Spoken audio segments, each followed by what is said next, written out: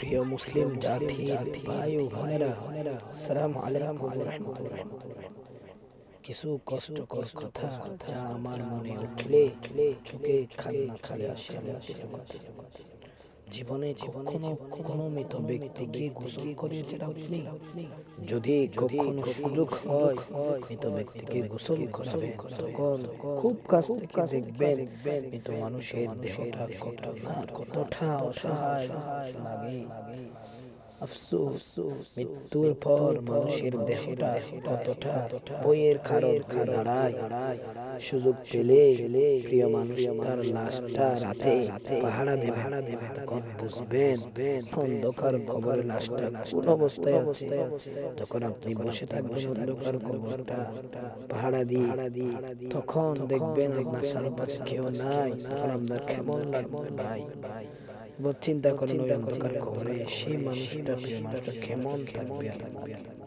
তখন বুঝতে পারবেন প্রিয় মানুষটার লাশ রাতের বেলায় আপনার কাছে কতটা অদ্ভুত লাগে। মৃত ব্যক্তির শরীরে একটু হাত লাগিয়ে কিছুক্ষণ স্পর্শ দেবেন, আপনি তখন বুঝতে পারবেন এই পৃথিবীতে বিলাস, ধনী, ঘড়ি সব টাকা পয়সা সব ছেড়ে খালি হাতে চলে চলেছে প্রিয় মানুষটা। সুযোগ পেলে আপন জনদের লাশ কবরে নামাবেন খুব আগ্রহের সাথে। আর শেষবারের মতো মৃত ব্যক্তির মুখের দিকে তাকাবে, তাহলে বুঝতে পারবেন পৃথিবীতে আমাদের ক্ষমতা কতটুকু, তখন বুঝবেন। তবে আমরা আল্লাহর কাছে নিজেকে সমর্পণ করতে পারবো।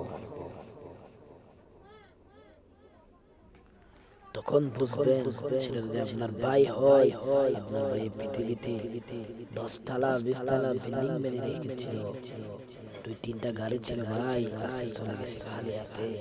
সেজন্য কোরআনে আল্লাহ তাআলা বলেন, কুল্লু নাফসিন যায়কাতুল মউত এমন একটা জিনিস যেটা সকলকে ওই মতের স্বাদ গ্রহণ করতে হবে। জীব জন্তু প্রাণী সকলকে স্বাদ গ্রহণ করতে হবে।